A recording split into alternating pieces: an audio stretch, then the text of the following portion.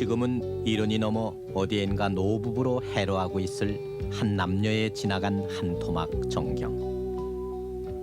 우리들의 가족 연대기 앞 페이지에서 조그만 사파처럼 남아있는 35년 전쯤의 낡은 필름 속에서도 그때 어머니, 당신들은 죄나 지은 듯 서너 발자국을 떨어져서 지아비의 해진 구두 뒤축 따르기에 딴 생각에 겨를이 없었습니다. 낙가오리에 구제품 외투를 차려입고 휘적휘적 무작정 걸어갔던 아버지, 그리고 종손인 10살 난 장남의 뒤를 어머니는 가쁜 숨을 몰아쉬며 그렇게 진종일 따라다녔습니다. 모처럼의 나들이에도 얼굴 한번 못 피고 여필 정부에 종종 걸음을 치며 기껏 좀 천천히 걸읍시다 작은 소리로 말하던 것이 고작이었던 그때 어머니들. 그러면서도 집에서는 내몰라라 하던 아버지 대신에 집 울타리도 고치고 부석거리며 내려앉는 천정톱에도 손수해야만 했던 당신들.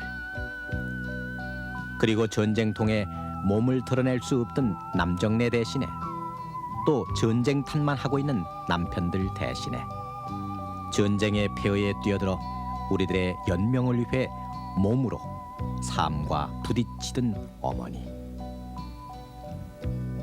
그러다 전쟁이 가져온 허허로움을 못 이겨 스로스로 규킥에 빠져든 몇몇 이른바 자유부인으로 어처구니 없이 매도돼 상처를 입은 우리들의 어머니. 그리고 또 먹고 살만하니까 일든 극성 치맛바람에까지도 무고하게 회오리 쳐버렸던 우리들의 모성. 여자와 북어는 패야 되느니 혹은 여자 사흘을 가만 놔두면 어찌어찌 된다느니 하던 옛소리가 이제는 우스갯소리도 못 되는 오늘. 그러나 처절한 인고 속에 우리의 연명을 떠맡아 오늘의 우리가 잊게 했던 어머니들의 머리엔 언 백설이 내리고 있습니다.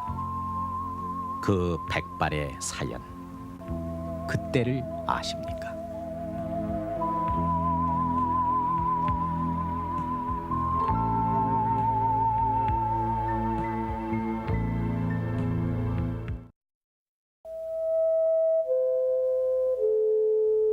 어둠이 채 가시지 않은 새벽, 어머니는 조심조심 물먹은 소음처럼 고단한 몸을 일으켜 냉기 가득한 부엌으로 향했습니다.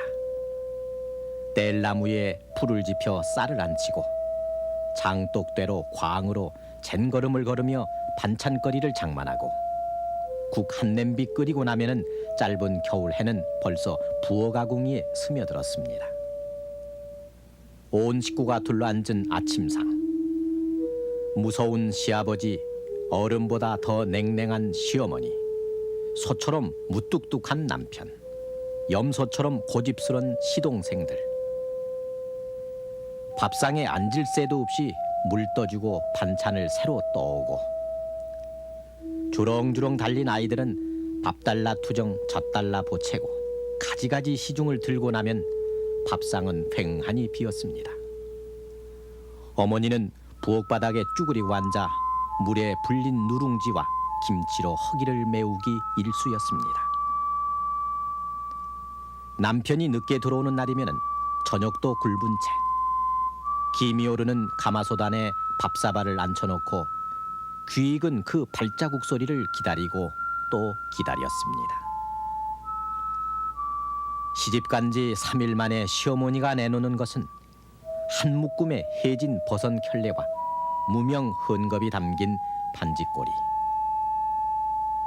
냇물에다가 빨래하고 바느질을 해서 다림질을 하고 밤이 새도록 허연 다리를 내놓고 길쌈을 메고 나면 손에 피가 맺히고 허리가 부러지는 듯 아팠습니다. 그때 어머니들의 낮과 밤, 또 이튿날의 낮과 밤, 모든 어머니들에게 그것은 피할 수 없는 운명이었습니다.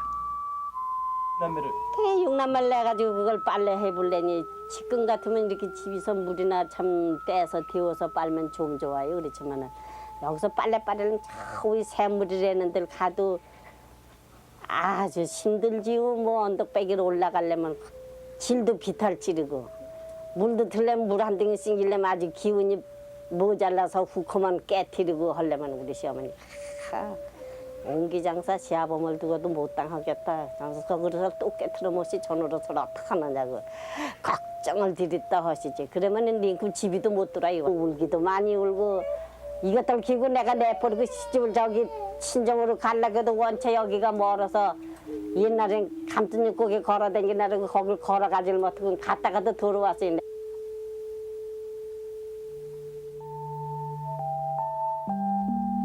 거울을 들여다볼 때면은 안개처럼 아련한 환상에 젖곤 했습니다. 의젓하고 부드러운 웃음이 가득한 남편 만나 아들 딸 낳고 꽃처럼 살고자 했던 연분홍 꿈들을. 그러나 그 꿈은 모진 바람에 꽃잎처럼 시들고 흩어져 갔습니다. 희고 고왔던 손은 소 발바닥처럼 거칠게 갈라지고 얼굴에는 물결인 듯 주름이 잡혔습니다. 그러기에 여인들은 부숭부숭 부은 얼굴에 구루물을 바르고 새집같이 흩어진 머리칼을 매만지고 처녀 시절적 양장과 뾰족구들을 꺼내들고 자유스럽고 싶고 해방되고 싶은 마음의 응어리를 사귀곤 했습니다. 커다란 거울과 인형 같은 서양 여자 사진이 걸려있던 동네 미장원. 그곳은 시들은 젊음을 잠깐 되찾게 해주었던 비밀스런 그들만의 조그만 공간이기도 했습니다. 구공탄 뿔에 달군 쇠젓가락으로 머리를 말고 핀을 꽂으면 그제서야 참으로 오랜만에 웃음, 그것도 작은 웃음을 지어 보였습니다. 그러나 그 웃음도 잠깐, 마치 나쁜 짓 하다 남에게 들킨 사람처럼 남이 볼까 말려 올라간 머리를 물로 흐트리고 그러고도 머리에 수건을 둘러쓰고 골목길을 줄다름치던 여인들. 아 그리고 화장하면은 뭐 그냥 누구 치다볼까 봐 걱정이고 뭐 조금만 나가도 뭐 별소리 다 듣고 옛날에 시집살이 대단했죠 뭐. 남들은 길을 하고 그러니까 기게 하고 싶잖아요. 그거 이제 한 푼 한 푼 모으고 싶어서 그랬는데 모여 있는 게 승이라 그때는 옛날에 옛날에 모여 있는 게 승이라 못 나가시겠죠. 그래서 이제 얼른 그거 팔아다 가서 깃돈만 붓고는 도로 아주 안간책하고 오지 뭐 아주 그냥.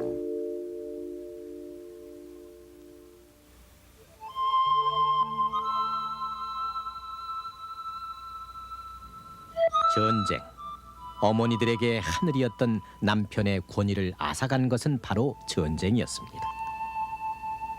집도 쌀도 그릇도 온통 잿더미로 표현해버렸을 때 그나마 한오락이 간수했던 시집 혼순이 구루문이 하던 따위는 아이를 들쳐맨 어머니들에게는 벌써 깨진 꿈으로 사라져버렸습니다.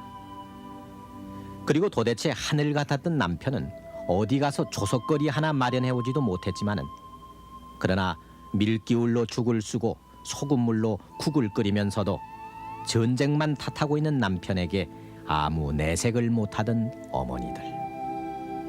하지만 그 밀기울 죽 앞에 체면 차릴 틈도 없이 숟가락을 들여 미는 시어른들과 다툼을 하는 아이들조차 밉게 볼 수가 없었습니다. 전쟁은 어머니들을 억순이로 만들어 놓았습니다.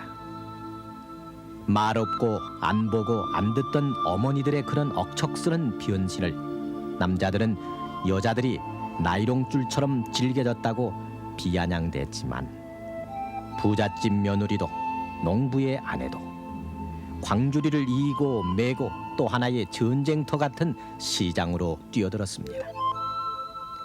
한 끼를 위해 한 칸 누울 거처를 위해 마치 불구자 남편을 둔 여인처럼 시장과 거리를 헤맸던 억순이가 됐던 그때 어머니들.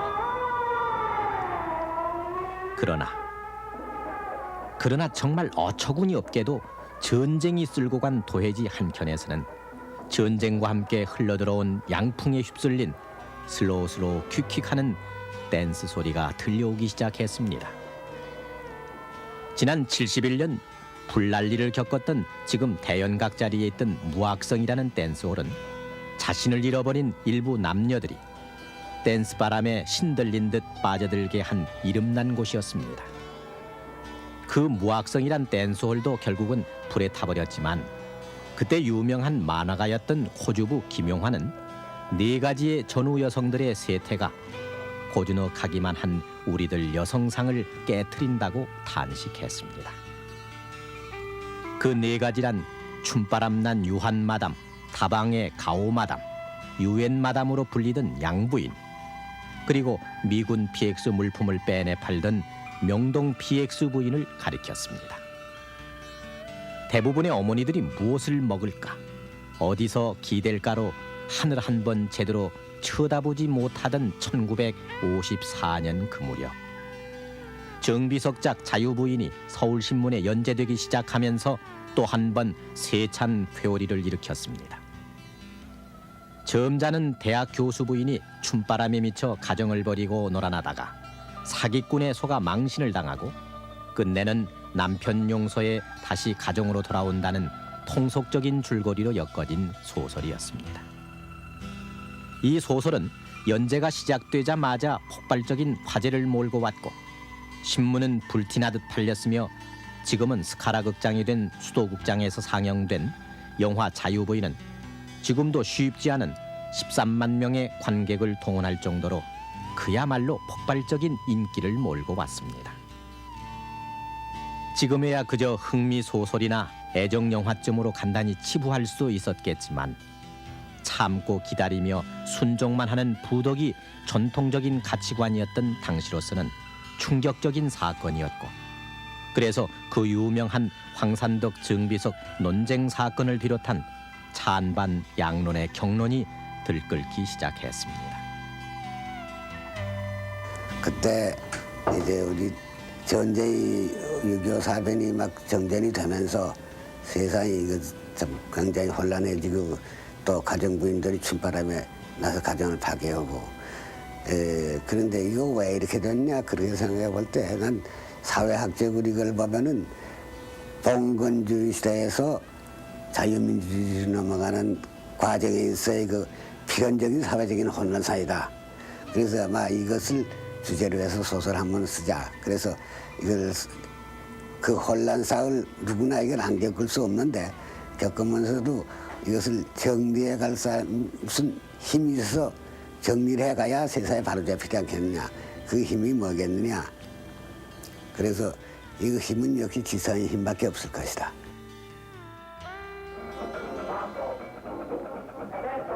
한 시대를 풍미했던 자유부인.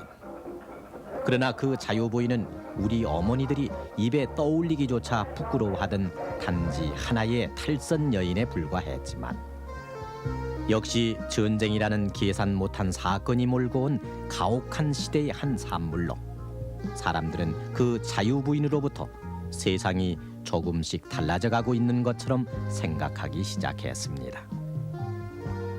실제로 이 소설이 나온 지 1년 뒤 소설 속의 자유부인은 이른바 박인수 사건으로 현실로 나타났습니다. 그리고 1960년대를 휩쓴 또 하나의 회오리, 치맛바람. 사친회니 자모회니 해서 떼지어 다니며 극성을 부리는 몇몇 사람들 때문에 어쩔 수 없이 많은 어머니들이 따라갈 수밖에 없던 이 치맛바람은 아이들에게 무조건 1등 1류가 되기를 요구했습니다. 어느 학교 교실이건 수업하는 교실 뒤편에 학부모들이 진을 치고 앉았고 학교가 끝나면은 비싼 돈을 들여 과외 공부를 시켰습니다. 그때 그 치맛바람이 일으킨 과외는 70년대 말까지 과외 망국론까지 일으키며 시킬 수도 안 시킬 수도 없는 괴로움을 우리에게 주어온 것입니다. 치맛바람을 극성이라고 나쁘게 몰아칠 수도 있지만은 그러나 지금 30, 40대 중견들의 성장 과정에는 어려웠던 당신들의 한이 된 자식 하나 잘되기 바라고 살아온 어찌 보면 눈물겨운 모성의 발로가 스며 있습니다.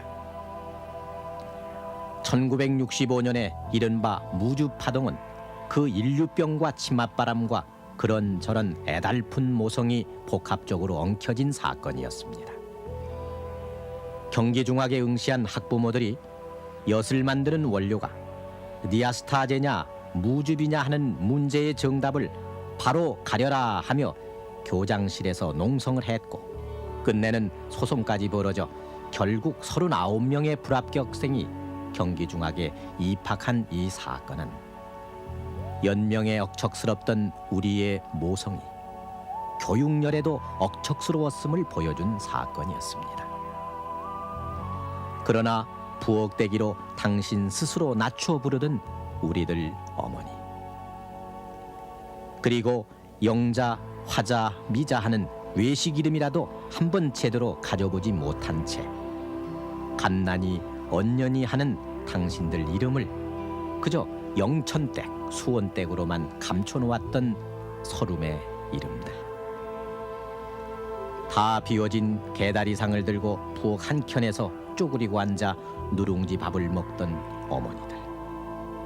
그러나 지금 전기밥솥과 세탁기에 집안일을 맡기고 맞벌이다 강습회다 하면서 자신의 세계를 찾아 나서는 젊은 주부들을 보는 옛 어머니들은 젊어서는 시집살이 눈치에 졸아든 청춘을 보냈고 늙음하게는 며느리의 눈치를 보는 시집 아닌 시집살이를 하고 있구나 하며 여린 속을 달래고 있습니다. 집안일 내몰라라 하던 불구자 같던 남편은 그래도 생전에는 좋기만 했는데 먼저 세상을 버렸고, 그래서 눈물이 더욱 많아진 늙은 어머니.